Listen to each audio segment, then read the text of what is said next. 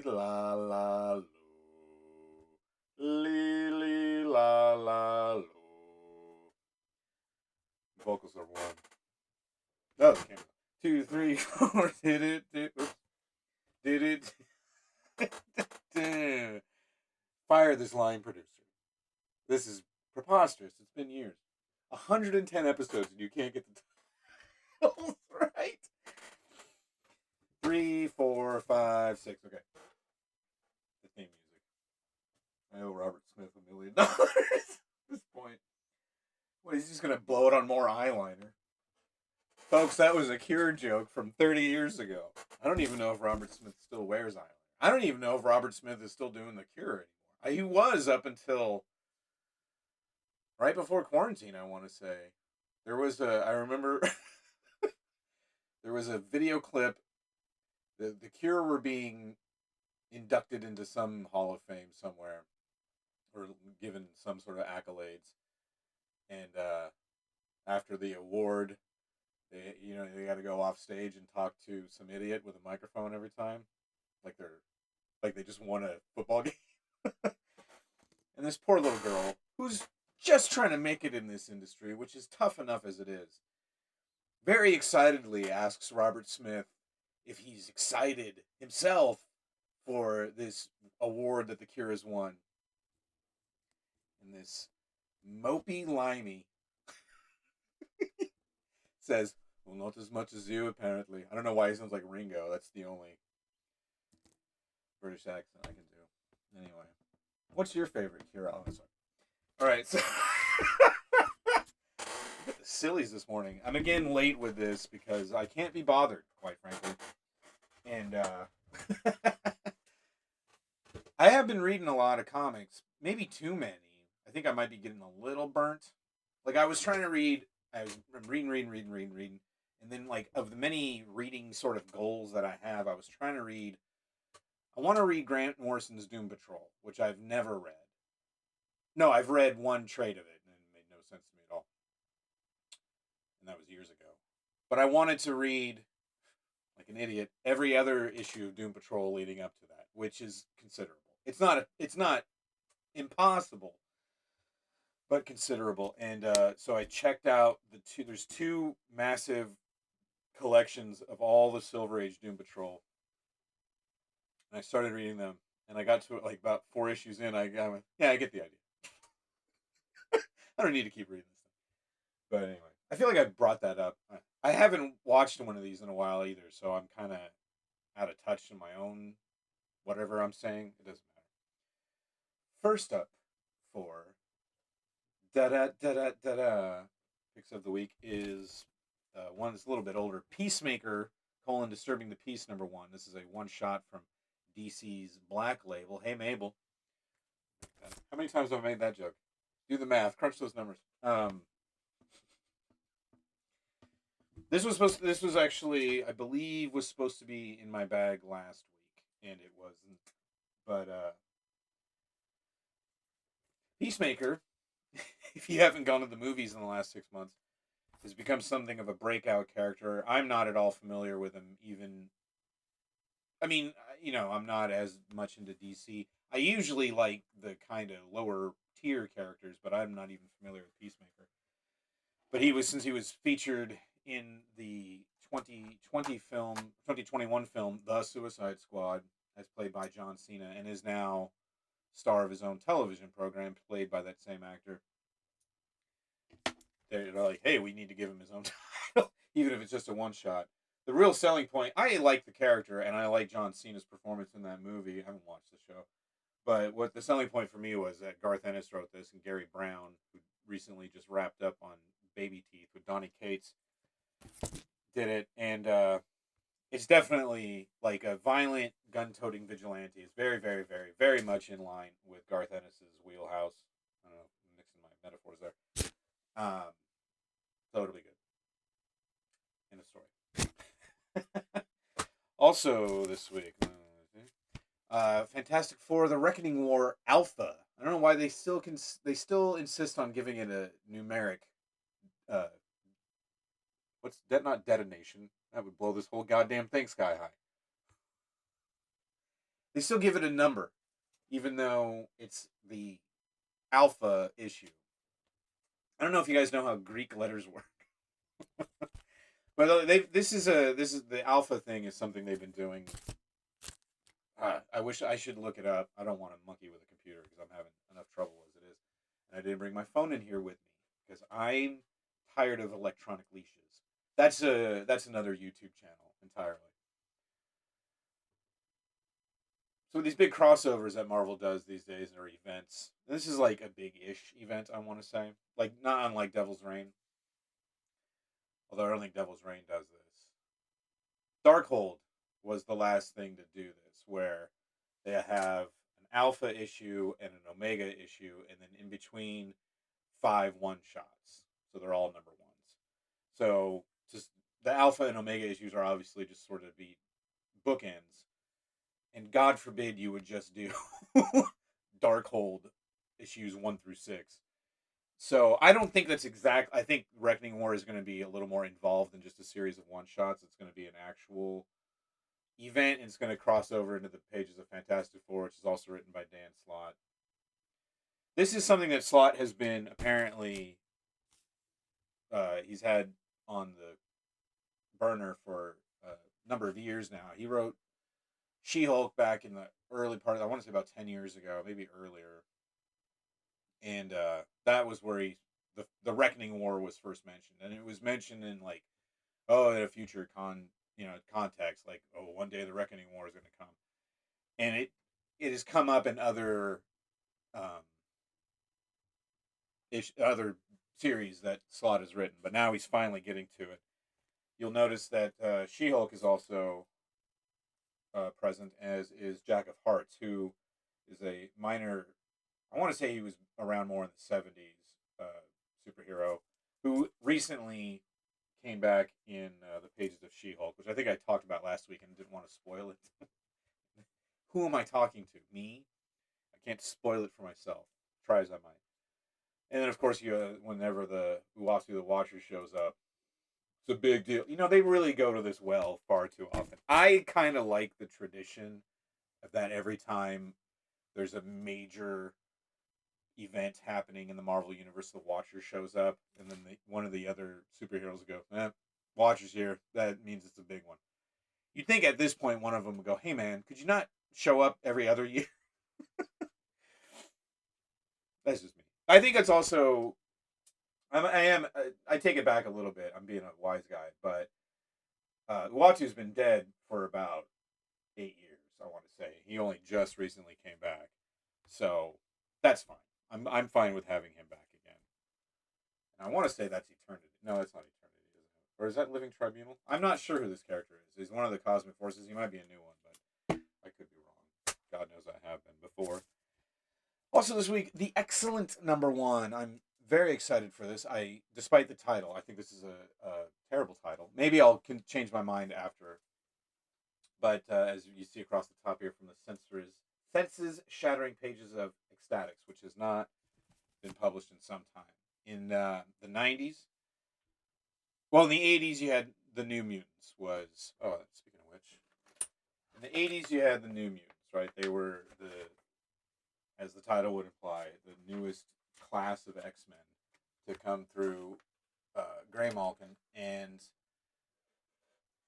they remained the New Mutants for the next 16 to 18 years. No, for the next 10 years. And then as the 90s showed up and were a lot more aggressive than the 80s, oddly, the New Mutants went from hey man, we're new here, to X-Force. It was really dumb. X-Force continued for another 10 years or so, I want to say. And near the end of that book's run, it changed. So the New Mutants were the new class at the Xavier School for Gifted Children. And then that team stayed relatively static throughout the run. Members would come and go. And then towards the end, Louise Simonson was the writer on New Mutants, and then they teamed her up with plucky upstart artist Rob Liefeld, all of 20 years old, can't even pee straight, out of Anaheim, California. And he brought a very, like I say, a very aggressive 90s look to the whole thing. This is his whole thing. Him and McFarlane and Larson and all those guys. They were all a lot of those faces. A lot of, not so many, a lot of speed lines. Kirby in 60s, there was a lot of this. A lot of dynamic punches coming at you. In the 90s, it was a lot of guns being held up here. Huge guns. And a lot of scowling. Hey, pick your poison. Whatever. So Liefeld became a rock star. I don't know. I've never seen any or read anything about Louise Simonson having anything to say about this period in her career. I would imagine, because her and her husband Walt are veterans in this industry by now, so I would imagine she rolls with it. It's all like, she's just working, right? But it really, like, Liefeld just hogged the spotlight immediately, and did Nicieza come in on that point? Because Fabian Nicieza co-created Deadpool with Rob Liefeld in the pages of the New Mutants, number 92 or 3. But I'm pretty sure Louise Simonson was still writing. It doesn't matter. She jumped ship or was let go, and Liefeld took over, and they changed it to X-Force. So it was, the name, was lost on me at the time, but it was such a clear demarcation. This is the 90s now. And there's going to be a return, not a return, but it's going to be a lot. I always think this might be, I've always thought of it this way, but it's like superhero comics are going through a tough adolescence. And that could just be because I was going through the exact same thing at the time. But that is how it felt. So a lot of, man, and that sort of thing. The 90s wore on, that sort of thing we all grew out of, right? Me especially. And X-Force changed over the years. Not unlike the New Mutants. But then, at the, like, I want to say around issue 119, in the early 100s, in 100 or 100 plus issues, they took a complete right turn, which I love when they do stuff like this. Because it was a book on its last legs, and I don't know who approached whom, but they gave it to Peter Milligan and Mike Allred, who were not known for writing X books. But it's the late 90s, early 2000s, and the rules have changed. The industry's taken a lot of hits and is trying to come back from it. So they're just trying anything at this point. Peter Milligan is widely known for his work at the Vertigo imprint at DC, which is a lot of heady, mature readers type stuff. Mike Allred is an indie darling for his book Madman, which I talked about not too long ago. So it was a really weird thing, and they went very weird with it. They made X-Force all new team, all new characters.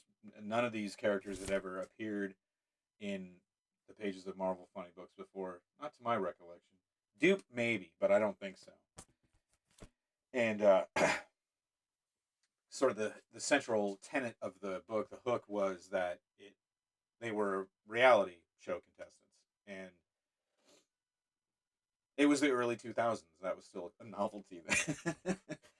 And it was very satirical, and it was great. And it was, I just, like I said with the Madman stuff, I just love Mike Allred's work. He's got a very thick line, very heavy, very bold, very four-colored. It looks more like comics did in the 60s, the pop art years. And I enjoy that sort of thing. And Milligan and Allred are doing this now, too. So they did X-Force for a few issues. That ended, but then they started it over and called it X-Statics, which is where I came in. I read the X-Force stuff eventually, but I just was like, oh, Milligan and Allred, a number 1 issue. Sure, I'll buy this, and I did. That series went on for, I want to say, only about a year or so, and it enjoyed like a cult following, and then, like most cult followings, it ended prematurely. They did a Dead Girl miniseries a few years later, and they've done so Milligan and Allred will just occasionally get together and do these characters, and now they're doing another one called The Excellent. I'm not sure how it's going to tie in to the current spate of X books. I'm sure that it will at least give lip service to it, but the way that Ecstatics has always been before, it's always been a little outside of. Like at the end of the original Ecstatics run, the last arc is Ecstatics versus the Avengers, which is fine. But generally speaking, like it's kind of a separate thing. So I'm curious to see now that the X books are even more established as being like their own branch of the Marvel universe. I'm curious to see how that plays into it, if at all. And that was picks of the week. And then this thing, and then okay. All right, good. I didn't really feel like doing this week, to be honest with you. And now that I'm doing it, I'm like, oh, good. I'm glad I am.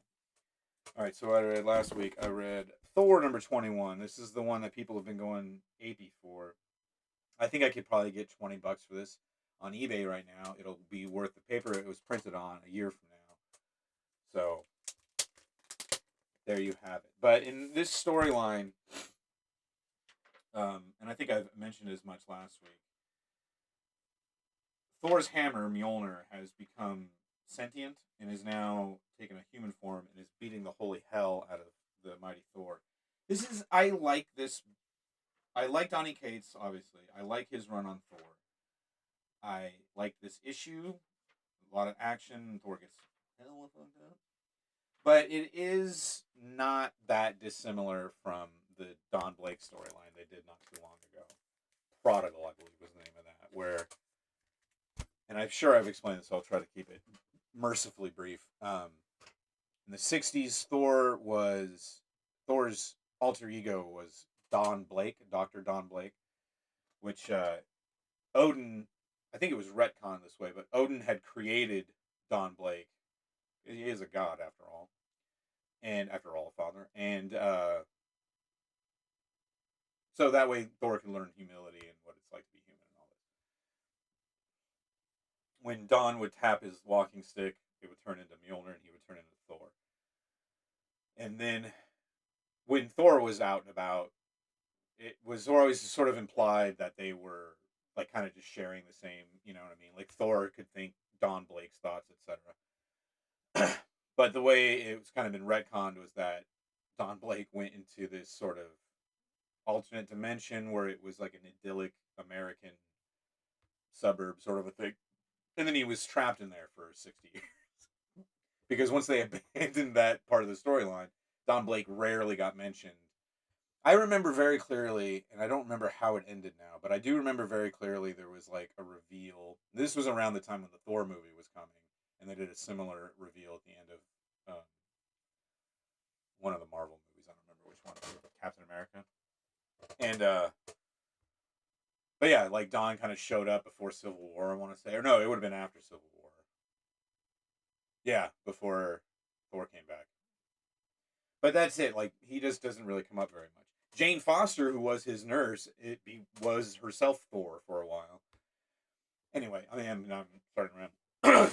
So they just did a storyline where Don Blank went insane, got his way out of this pocket dimension, and began to take revenge on everybody. This feels very similar. It's Mjolnir being like, "Oh, I've only been treated as a tool," and it's like, "Well, don't look now."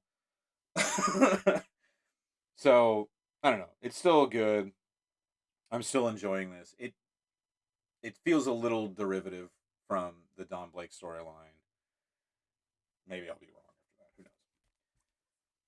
I mean, being wrong is my default setting. I also read last week Black Panther number 3, which is an oversized issue because it's also, according to Legacy numbering number 200. And this was also good. I didn't realize this, but Black Panther and Storm are back together, which I'm thrilled with. They're one of my favorite couples in the Marvel universe. They were married. I think they might still technically be married, but they split up. But now they're back together. I'm not sure when or where that even happened. It might have been during Coach's run of Black Panther, but I should look that up. So that was a nice story. You got a nice Alex Ross cover. It also felt a little bit. This was good because then it also had Junie Ba had a story in here who did Monkey Meat, and now I can't remember if I discussed Monkey Meat on here. I guess I'll make a note of that. And also the introduction of a brand new Wakandan hero, which, from what I remember, is that's exciting. Like, oh yeah, that's right. Yeah, Ridley is really banging it out here.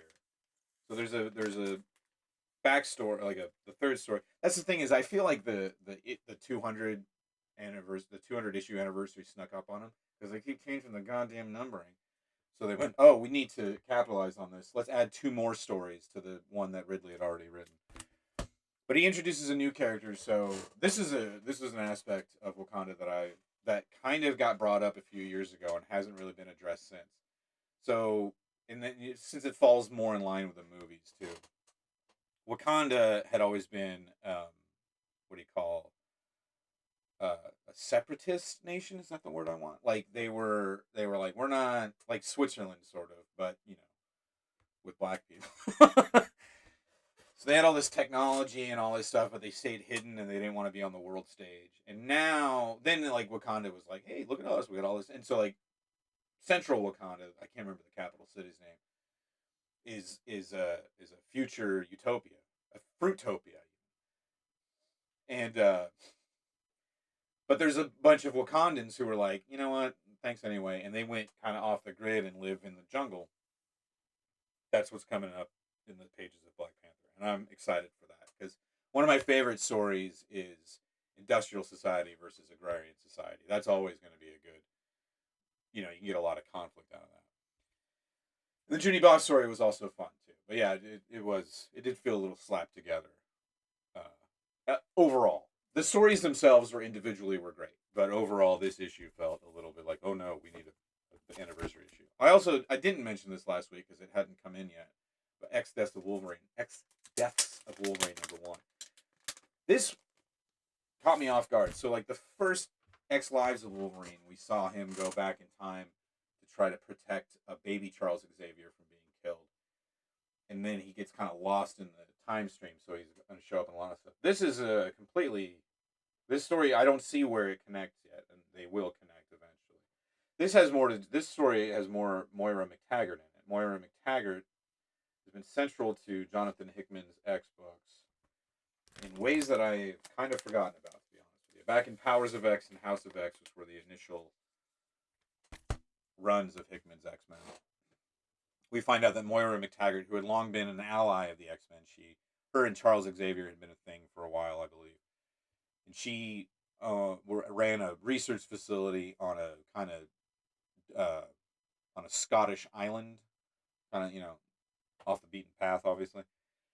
But we find out in Powers of X and House of X that she is herself a mutant, and her mutant power is reincarnation. So whenever she dies, she's reincarnated, remembering all of her. Well, when her mutation kicks in, she remembers all of her previous lives, and so her and Xavier and Magneto use that power to build this utopia. And in the Inferno storyline, that kind of comes to a head finally. But to be honest with you, it had been a couple of years, and I didn't really remember how Moira figured into this.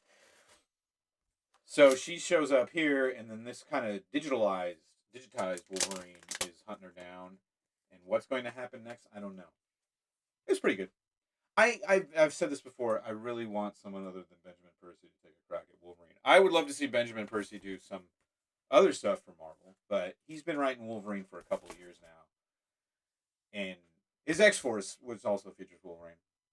I think I've said as much before. It's fine, but I'm ready for somebody else to take over. And this is replacing the monthly Wolverine title for the next couple of months. It's essentially a weekly book for 10 weeks, and I don't have much else to say on that. So there. All right, I am going to heat up my lunch because I am starving. I advise you all to do the same.